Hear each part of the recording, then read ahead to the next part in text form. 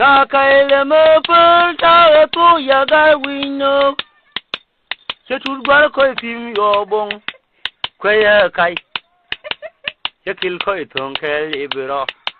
Kwaya kai. Yo kwai ko yo guru. Kwaya kai. Chelunje die ka yoti. Kwaya kai. Cho chua ka dong yen pin. Kwaya kai. Nghe tin cái là nghe nhà cái lối mất tin mà bay quay cái là mà phải ta tu ya cái wino sẽ thua qua coi phim yobong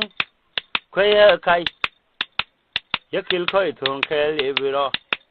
quay cái yo quay câu yo guru quay cái sẽ luôn je dia cái yo ti quay cái yo chia ka dong yen tin kwaya kai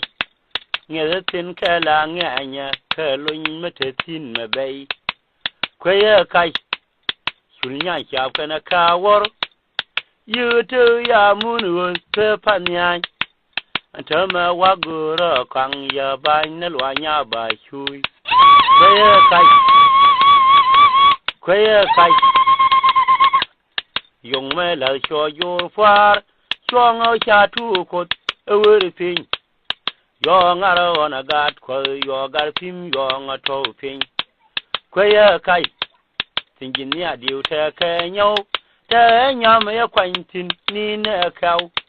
kwaya kai me yana kai kanga madirwa ka bayenen kwaya kai ngod yo me je ke nyen piu kwaya kai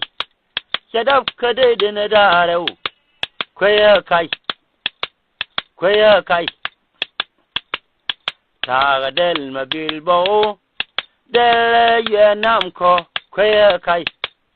si kai malala da kai kushajen wale,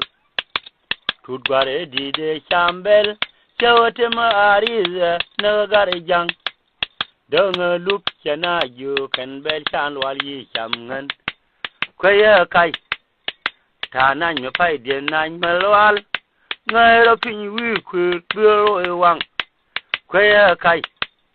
mina jen wa chang nung jam kana na wang mate piu kwaya kai wang piu na dora chang no ye ke lu cha pai pal miran jen ye wo lu biro de ye jom ro piu kwaya kai Nyal dara deme mei deme bie te chakori manenyer kwaya kai nyal mi dam karenen paide di albunya ngai kes kwaya kai mi dol yen wa de loñ winenen benja mering kwaya kai chang mi lap ka talwa bena kaya ka wang chele chang kwaya kai rumen adal nga kan yo chom ne ju da kien kur kwaya kai jalle del mabil bo del ya nam ko kwaya kai si kai malala de kai ku sha jen wale kwaya kai cheng me je da bu cheng bigara la kai ra birin rao kwaya kai Bishala rira birin rau kwaya kai andidi na jani an shan ya bayin na rau ne